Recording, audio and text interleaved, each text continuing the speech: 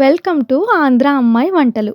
మా అమ్మమ్మ నాకు నేర్పించిన హెల్తీ రెసిపీ నేను మీకు ఈరోజు షేర్ చేయబోతున్నాను. హెయిర్ ఫాల్ అండ్ షుగర్ రెండింటిని కంట్రోల్ చేసే బెస్ట్ రెసిపీ. ఒకసారి ట్రై చేసి చూడండి. 1 మంత్లోనే 100% రిజల్ట్ చూస్తారు. దీనికోసం ముందుగా స్టవ్ మీద ప్యాన్ పెట్టుకుని 2 or 3 టేబుల్ స్పూన్స్ ఆయిల్ వేసుకోవాలి. ఆయిల్ హీట్ అయిన తర్వాత 1 టీ స్పూన్ ఆవాలు, 1 టీ స్పూన్ జీలకర్ర, 2 ఎండుమిర్చి వేసుకుని ఒకసారి బాగా కలుపుకొని చిన్ని ముక్కలుగా తరిగి పెట్టుకున్న ఆనియన్స్ అందులో వేసేయాలి. అలాగే 4 పచ్చిమిర్చి కూడా వేసుకోవాలి. ఒకసారి బాగా కలుపుకొని లైట్ గోల్డెన్ కలర్ వచ్చేంత వరకు ఉంచాలి.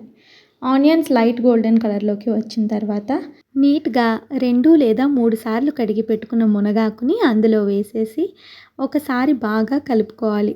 ఆనియన్స్, మునగాకు 2 కలిసేలాగా బాగా కలుపుకొని 5 మినిట్స్ మగ్గనివ్వాలి.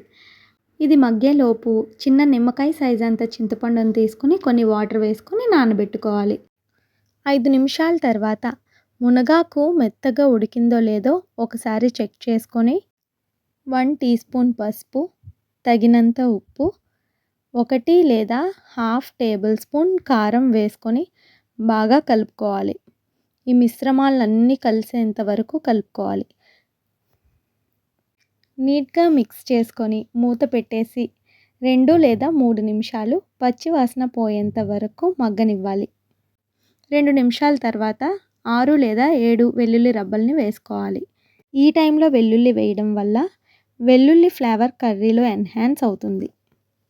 ఇదంతా ఒకసారి మిక్స్ చేసుకొని మనం ముందుగా నానబెట్టుకున్న చింతపండు గుజ్జుని అందులో వేసేసి ఒకసారి కలుపుకొని 2 నిమిషాల తర్వాత ½ లీటర్ వాటర్ని పోసుకోవాలి.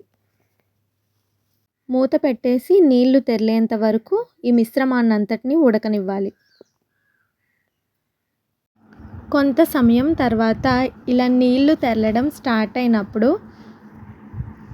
ఒకసారి ఇదంతా కలుపుకొని 2 లేదా 3 టేబుల్ స్పూన్లు తెలగపిండిని వేసుకోవాలి. లేదంటే 1 కప్పు తెలగపిండిని తీసుకుంటున్నాను నేను. ఈ తెలగపిండి కిరాణా షాప్స్లో దొరుకుతుంది. లేదంటే నూనె ఆడించుకునే గానుగుల దగ్గరైనా దొరుకుతుందండి.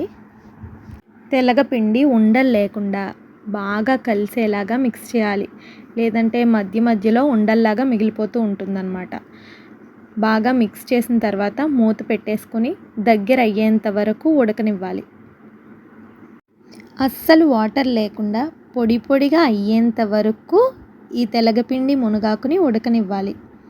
చక్కగా ఉడికిపోయి పొడిగా అయిపోయిన తర్వాత వేడిగా అన్నంలో వేసుకొని కలుపుకొని తింటే దీని టేస్ట్ చాలా బాగుంటుంది. మళ్ళీ వండుకొని తింటారు మీరు.